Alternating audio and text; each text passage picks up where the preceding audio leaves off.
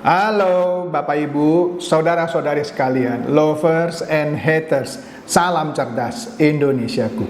Jumpa lagi kita pada kesempatan kali ini. Bagi Anda yang belum subscribe channel saya, silakan subscribe channel saya, tekan loncengnya agar Anda dapat notifikasi setiap kali saya mengupload video-video saya. Oke, pada kesempatan kali ini kalau Anda lihat kembali saya memakai baju merah, artinya ini sebuah berita yang hot lagi. Apa itu? Ini mengenai dua hal sekaligus lah ya. Ini karena menyangkut industri kripto, mata uang angin. Yaitu satu mengenai pendiri FTX yaitu Sam Bankman-Fried yang akhirnya ditahan ya. Ditahan. Nah ini hebatnya lah di Amerika, tidak ada orang yang rame-rame melaporkan Sam Bankman-Fried ke kepolisian, tapi pihak yang berwenang di sana langsung menahan Sam Bankman-Fried, ya, nggak pakai lama, ya.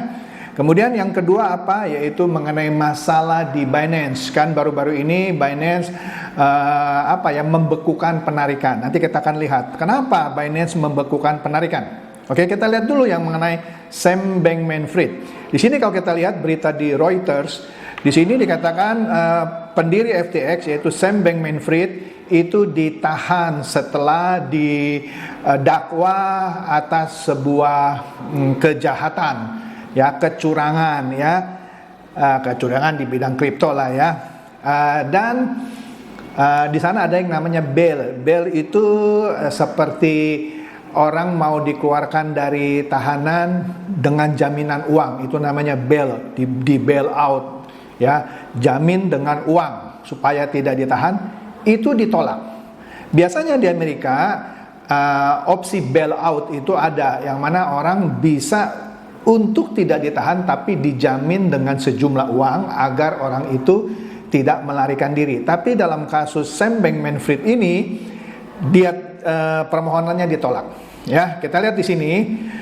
Biasa dia kan suka pakai celana pendek, ya, ya kaos oblong gitu ya. Tapi kali ini dia muncul di pengadilan di sana dengan menggunakan jas biru, walaupun tanpa dasi katanya ya.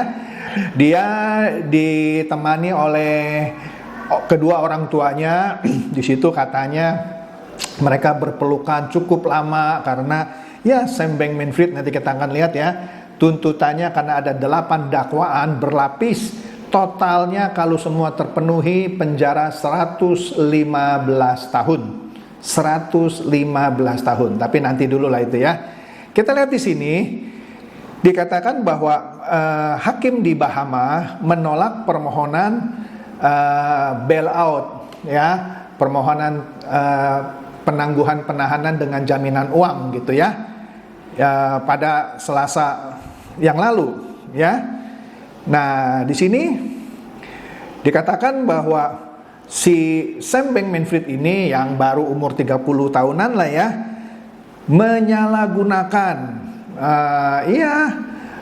miliaran dolar dari para investornya dan juga melanggar hukum-hukum yang berhubungan dengan pengumpulan dana di sana. Dan kasus ini adalah kejahatan finansial terbesar di Amerika Serikat. Jadi ini serius ya. Nah, di sini katanya bahwa si Sam Bankman-Fried ini yang sebelumnya memiliki kekayaan kalau dirupiahkan itu 400 triliun lebih gitu ya. Nah, tetapi dia merugikan para investornya ya sebesar 20 miliar dolar lebih, yaitu atau sekitar 300 triliun ya. Nah, inilah yang disebut dengan kejatuhan sebuah crypto exchange, salah satu yang terbesar di dunia ya. Nah, oleh karena itu dia diputuskan untuk sementara gitu ya, di penjara di Bahama sampai 8 Februari. Nanti 8 Februari mungkin ada sidang lagi ya. Nah, Di sini dikatakan bahwa si Sam Bankman-Fried ini menyalahgunakan uang-uang yang disimpan atau dititipkan ke FTX ini, ya, dan dia menggunakan uang-uang itu untuk membiayai keperluan perusahaan dan untuk bayar hutang dan segala macam, dan juga untuk melakukan investasi atas nama Alameda Research, ya. Ini secara ilegal kira-kira gitu ya. Nah, dia juga dituduh membodohi atau mengelabuhi para nasabah, ya, dengan nasabahnya Alameda ini dengan memberikan informasi-informasi palsu dan misleading, ya, mengenai kondisi dari hedge fund-nya ini, ya. Dan dia, ya, melakukan sejumlah kejahatan lah, ya, yang berhubungan dengan keuangan di perusahaan itu, ya. Jadi Sam Bankman-Fried ini dituduh menggunakan uang tanda kutip curian, ya, itu kan uang curian bukan uang dia gitu ya, ya, untuk juga apa ya, ini ada katanya puluhan juta dolar yang dia gunakan untuk didonasikan kepada kampanye politik, dalam hal ini Partai Demokrat, ya. Nah, di sini jaksa dari Amerika Serikat Damian Williams di New York katanya investigasi atas Sam Bankman-Fried ini terus berlangsung, terus berjalan, dan mereka bekerja dengan cepat sekali, ya. Nah, dikatakan bahwa ini adalah pengumuman kami yang pertama, ya, tapi ini bukan pengumuman yang terakhir. Dengan kata lain, menurut William ini, jaksa dari Amerika Serikat ini, bahwa nanti akan ada pengumuman lagi, ya, karena menurut dia kejatuhan FTX yang merupakan salah satu crypto exchange terbesar adalah skandal keuangan terbesar di sejarah Amerika Serikat, ya. Nah, di sini Sam Bankman-Fried yang mendirikan FTX sejak tahun 2019, yang biasa muncul dengan kaos oblong, dengan celana pendek, bahkan ketika dia di panel diskusi bersama Bill Clinton misalnya, ya, dia cuek aja gitu ya, pakai kaos oblong, celana pendek, ya, gitu ya. Ya, ini menunjukkan orang yang seperti tidak menghargai kedudukan bekas Presiden Bill Clinton. Memang tidak ada salah pakai kaos oblong dan celana pendek, ya. Bob Sadino pun kemana-mana pakai kaos oblong, celana pendek juga. Tapi kalau dalam pertemuan resmi, ya, pakailah kemeja atau apa, ya, oke deh. Tapi inilah Sam Bankman-Fried, ya. Dikatakan di sini dia adalah salah satu penyumbang Partai Demokrat. Waktu itu dia menyumbang 5,2 juta dolar. 5,2 juta dolar. Nah, katanya juga kekayaan dari si Sam Bankman-Fried menurut majalah Forbes itu ada sekitar 26,5 miliar dolar. Tentu sebelum dia jatuh, ya, atau alias 400 triliun rupiah lebih, ya. Tetapi menurut William ini, ya, dia bercandanya begini, meskipun Anda pakai kaos oblong dan pakai celana pendek, tetap saja sih, ya, Anda tetap bisa berbuat kejahatan gitu, ya. Maksudnya dengan kata lain, Anda nggak usah pakai kemeja, ya, untuk menipu orang. Ya, Anda pakai celana pendek dan pakai kaos oblong juga bisa nipu orang. Ya, benar sih, ya. Kasusnya siapa? Sam Bankman-Fried, ya. Sebelumnya Sam Bankman-Fried ini pernah meminta maaf kepada customernya, investornya, dan mengakui bahwa dia ada lalai dalam mengelola FTX, ya. Tapi dia menyatakan dia tidak melakukan tindakan kriminal, ya. Nah, di sini yang di awal saya katakan bahwa dia menghadapi tuntutan 115 tahun di penjara. Itu dengan kata lain dia di penjara sampai mati itu, ya. Jika terbukti bersalah di dalam 8 tuntutan. Di sini tidak disebutkan tuntutannya apa aja ya. Nah, di sini William atau jaksa dari Amerika Serikat ini menolak untuk memberikan statement apakah para penuntut juga akan menuntut atau memburu para eksekutif di FTX ya, atau orang-orang yang ada di dalam FTX yang ikut campur ikut dalam kejahatan ini. Belum disebut, tapi saya yakin pasti ada lah ya. Nah, selain itu apalagi Security and Exchange Commission atau SEC dari Amerika Serikat dan Commodity Future Trading Commission atau CFTC juga memasukkan tuntutannya pada Selasa lalu. Jadi dia dituntut dari segala institusi gitu ya. Waduh, iya benar ini ya. Wah, dikatakan juga sejak Mei 2019 FTX ini berhasil mengumpulkan 1,8 miliar dolar dari investor ya, kira-kira hampir 30 triliun gitu ya, di dalam suatu skema yang membagongkan, yang kurang ajar gitu ya, ujung-ujungnya nipu lah ya, di mana dananya itu diselundupkan tanpa sepengetahuan para investor ke Alameda untuk di trading. Kurang ajar memang ya.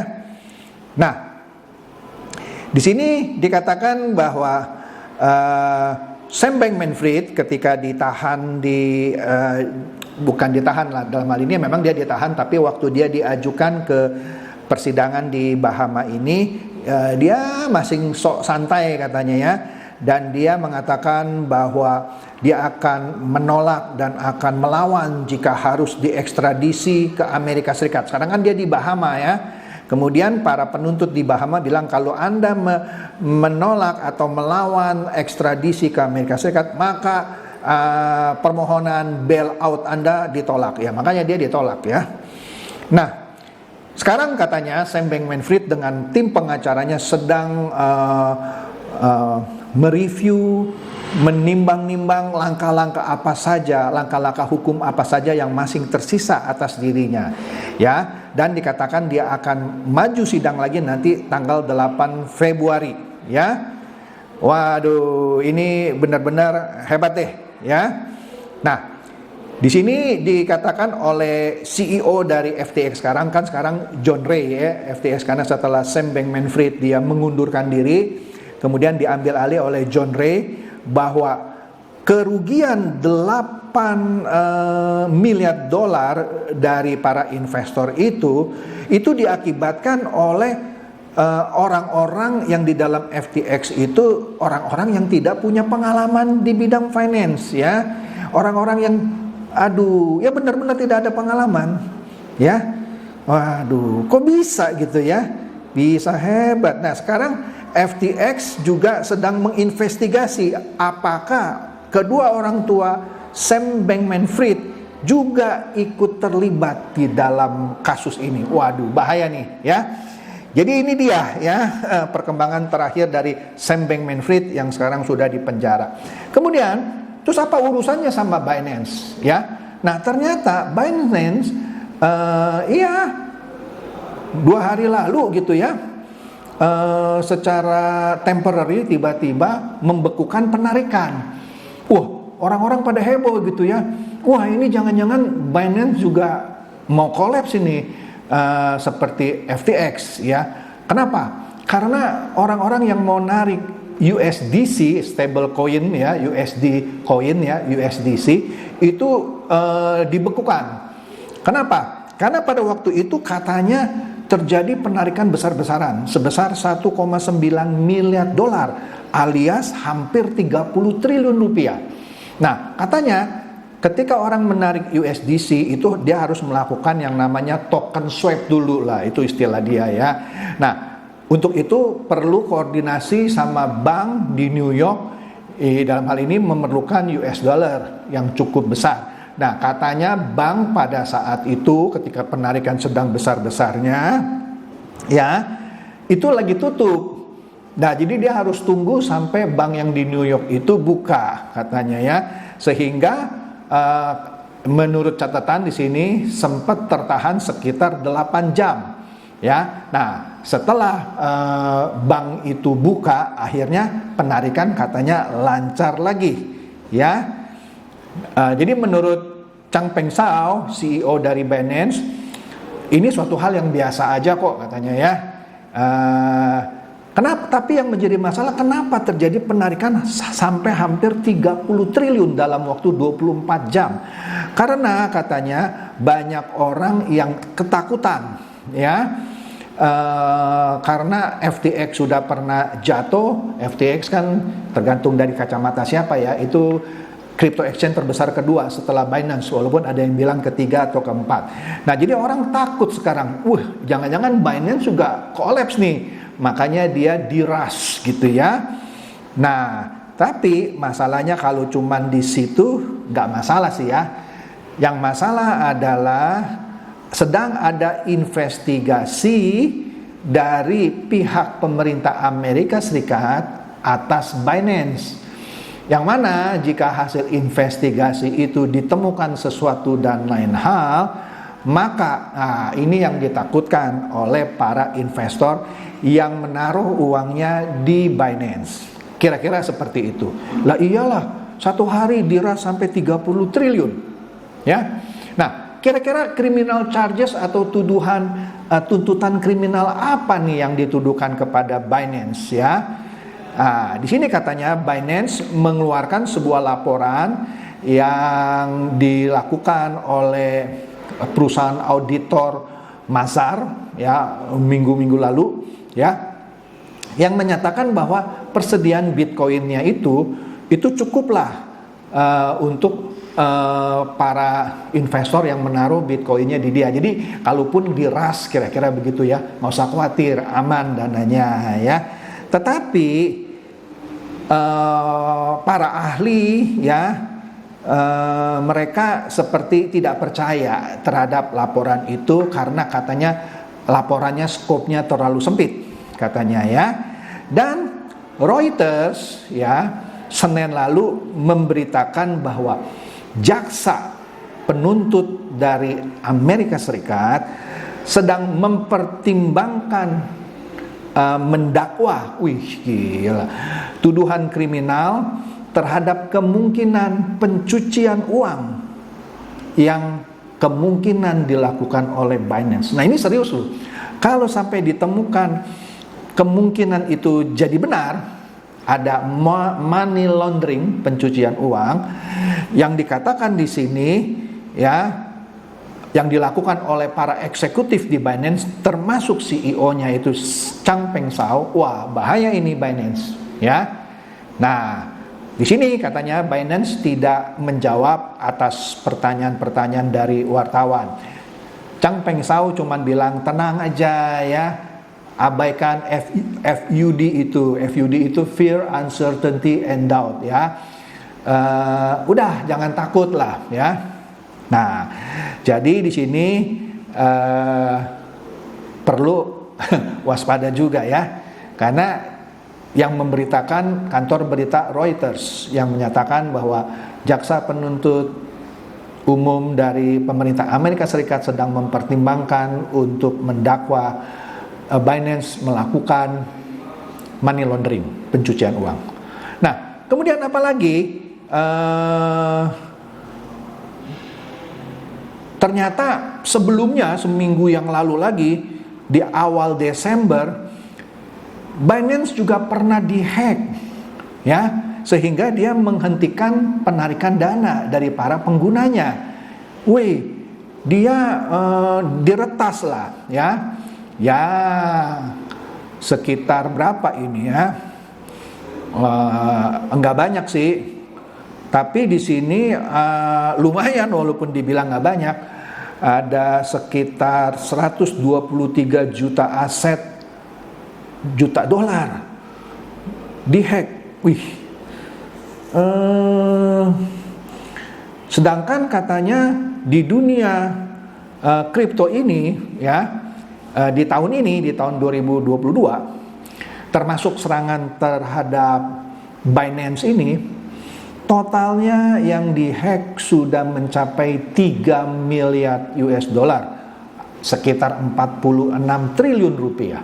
Ya, nah jadi bisa dibayangkan, ya, sudah uang angin dihack pula, ya, dan Binance pun kena hack, sehingga awal Desember dia juga sempat membekukan penarikan karena serangan dari hacker ini. Dan yang baru-baru ini dia membekukan lagi penarikan karena terjadi penarikan sekitar tadi hampir 30 triliun rupiah dalam satu hari. Jadi kira-kira itu saja keseruan di dunia cryptocurrency, ya. Semoga ini mencerdaskan dan mencerahkan Anda semua. Silakan share video saya ini kepada teman-teman, sahabat atau kerabat supaya mereka tambah cerdas dan tercerahkan. Seperti biasa, terima kasih.